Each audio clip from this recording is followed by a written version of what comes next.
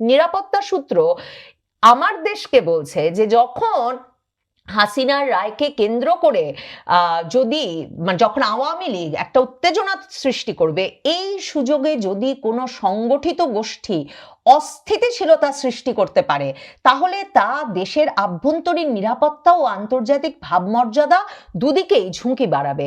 সরকারের ভেতরে কিছু অসন্তুষ্ট অংশ বা বাহিনী যদি সক্রিয় হয়, তাহলে পরিস্থিতি আরো জটিল হয়ে উঠতে পারে। তার মানে সরকারের ভেতরে অসন্তুষ্ট অংশ বা এমন কোনো বাহিনী আছে যাদের হাতে অস্ত্র আছে, কোনো গোষ্ঠী সংগঠিত হচ্ছে যারা অস্থিতিশীলতা সৃষ্টি করতে চাইছে, এবং আওয়ামী লীগ মাঠে নামলে তারা পাল্টা মাঠে নামবে, এই কথা, এই আশঙ্কা করছে গোয়েন্দা সূত্র, নিরাপত্তা সূত্র।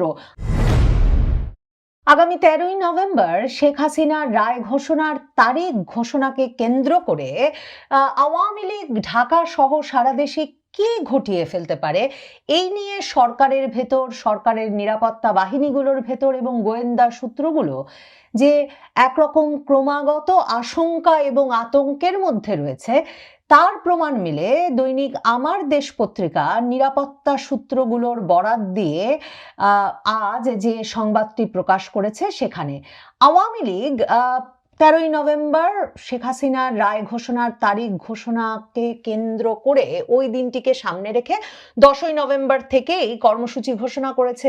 দেশের জেলায় জেলায় উপজেলায় কর্মসূচির ঘোষণার পর তারা বলছে 13ই নভেম্বর তারিখটিতে তারা ঢাকা লকডাউন কর্মসূচি দিয়েছে। আওয়ামী লীগের ভাষায় আওয়ামী লীগ সেদিনটিতে চায় যে ঢাকা শহর একরকমের অচল হয়ে পড়ুক, সেই অর্থে যে কোভিড লকডাউনের সময় যেমন ঢাকা শহরে কেউ বাড়ি থেকে বের হন নাই, ওই দিনটিতেও যাতে ঢাকা শহরের ব্যবসা বাণিজ্য, বাড়ি থেকে বের হওয়া কাজকর্ম, সেগুলো একরকমের স্থবির হয়ে পড়ে একটা সাজানো আদালতে শেখ হাসিনার বিচারের রায়ের প্রতিবাদে।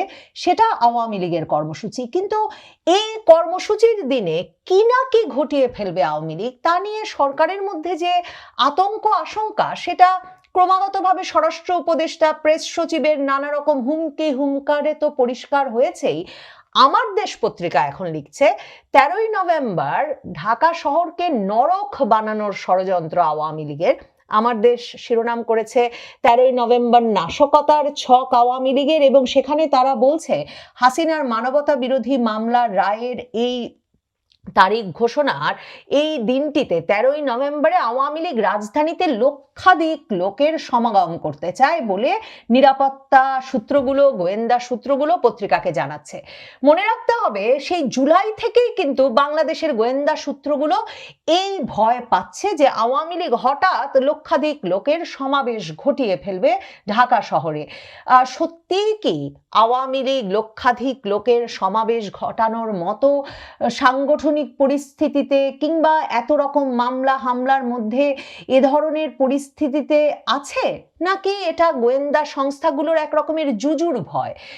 সেটা বলা মুশকিল, কারণ মাসের পর মাস ধরে একই ভয় যখন গোয়েন্দা সূত্রগুলো পাচ্ছে, তখন সত্যি বাঘ আসবে কিনা, নাকি বাঘ আসবে করতে করতে যেদিন বাঘ আসবে বলে কেউ বিশ্বাস করবে না, সেদিন হঠাৎ বাঘ চলে আসবে, তা বলা মুশকিল।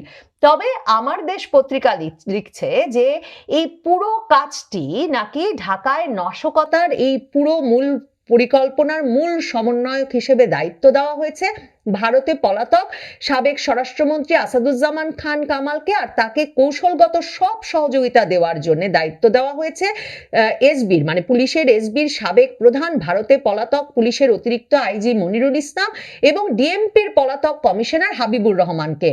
এসএসএফ এর সাবেক ডিজি এবং সাবেক কিউএমজি লেফটেন্যান্ট জেনারেল অবসরপ্রাপ্ত মুজিবুর রহমান সহ একাধিক সেনা কর্মকর্তা এই প্রক্রিয়ায় যুক্ত আছেন।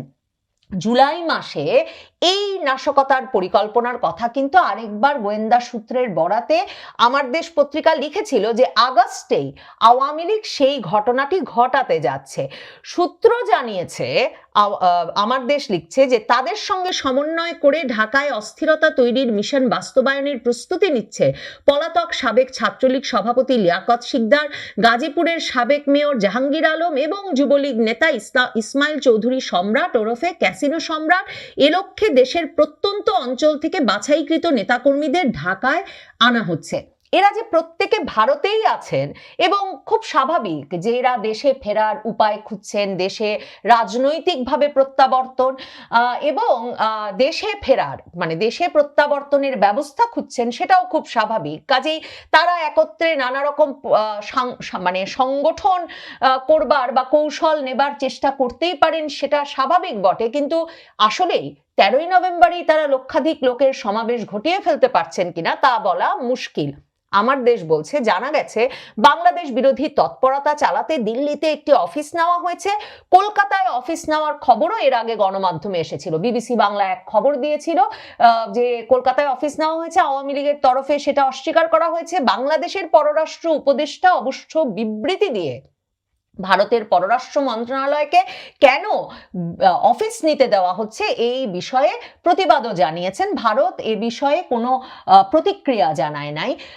আর দিল্লিতে শেখ হাসিনা যেই বাড়িতে আছেন, সেখানে যে শেখ হাসিনাকে একটা অফিস করে দেওয়া হয়েছে, তাকে অফিসে তার সহযোগিতার জন্য মানে কর্মীও দেওয়া হয়েছে, এমন একটা খবর কিন্তু প্রায় কয়েক মাস ধরেই আছে। এর মাঝে এমন খবরও বেরিয়েছিল যে বিশ্ব স্বাস্থ্য সংস্থার চাকরিটা একরকম হারানোর পর, মানে একরকম নড়বড়ে হয়ে যাওয়ার, মানে তাকে তো ছুটিতে পাঠানো হয়েছে, পাঠানোর পর শেখ হাসিনা কন্যা সাইমা ওয়াজেদ পুতুল তিনিও দিল্লিতে নানা রকম দাপ্তরিক কার্যক্রম পরিচালনা করছেন এবং আমার দেশ পত্রিকা সহ নানা বরাতে জানা গিয়েছিল যে তিনিই নাকি ওখান থেকে আওয়ামী লীগের যে গবেষণা উইংটা, মানে প্রচারণা এবং গবেষণা উইং সিআরআই, সেটার একরকমের দায়িত্বভার নিয়ে সেটা কাজকর্ম করছেন।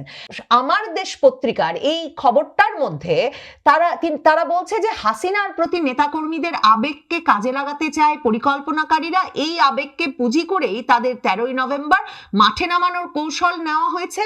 মানে তার মানে শেখ হাসিনার প্রতি আবেগটা লক্ষাধিক আওয়ামী লীগ নেতাকর্মীর এত ভয়াবহ পরিস্থিতিতেও, মানে এমন দমন পীড়ন, কারণ স্বরাষ্ট্র উপদেষ্টা গত মানে মাসের শেষ থেকে আবারও বলেছেন গ্রেফতার আরো বাড়াতে হবে, গ্রেফতার আরো জোরদার করতে হবে।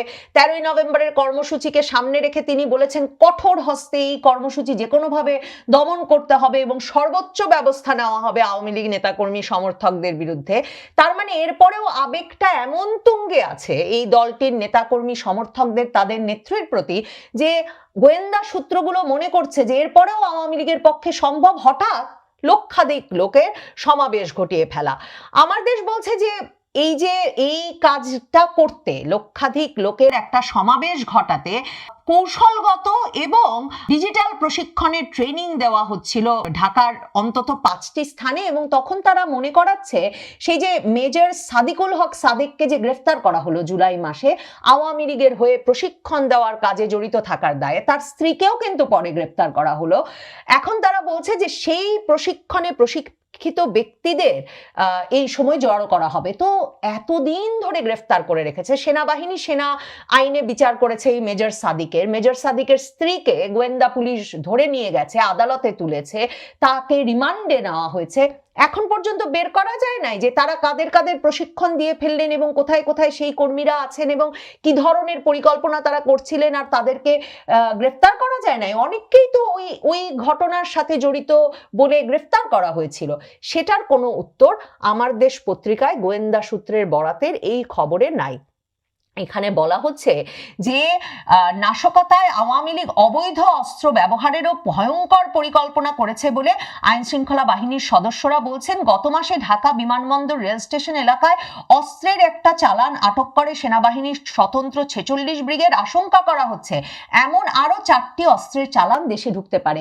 আমাকে যেটা খুব কৌতূহলী করে সেটা হচ্ছে এই যে বনলতা এক্সপ্রেস থেকে ট্রলি ব্যাগে অস্ত্র পাওয়া গেল, সেনাবাহিনীর যে ইউনিটটা গিয়ে সেই অস্ত্র জব্দ করলো, তারা কেন জানালো না যে কি কি অস্ত্র এর ভেতরে ছিল? এবং এখন পর্যন্ত আমরা জানতে পারলাম না যে তদন্তকারী সংস্থাগুলো কি মনে করে কাদের জন্য এই অস্ত্র আসতে পেরেছিল বা এসেছিল। কারণ অস্ত্রের চালান তো বিচ্ছিন্নভাবে আসে না, যেই গোষ্ঠীর জন্য আসে সেই গোষ্ঠীর জন্য অনেকগুলোই আসে। তো সেটা কেন সেনাবাহিনী বা গোয়েন্দা সংস্থাগুলো প্রকাশ্যে আনলো না এখন পর্যন্ত, সেটা একটা প্রশ্ন। আর সত্যি আওয়ামী লীগ এভাবে ট্রেন দিয়ে অস্ত্র আনছে বাংলাদেশে এত নজরদারির মধ্যে থাকা অবস্থায়, কিন্তু আমার দেশ সেটা সন্দেহ করছে। তারপরে যেটা লিখছে সেটা আসলে একেবারেই যৌক্তিক মনে হচ্ছে না। এরপরে তারা বলছে পাশাপাশি 2024 সালের 5ই আগস্ট দেশের বিভিন্ন থানা, পুলিশ ফাঁড়ি ও পুলিশ লাইন্সগুলো থেকে খোয়া যাওয়া অস্ত্রগুলো এ সময় নাকি ব্যবহৃত হতে পারে। 5ই আগস্ট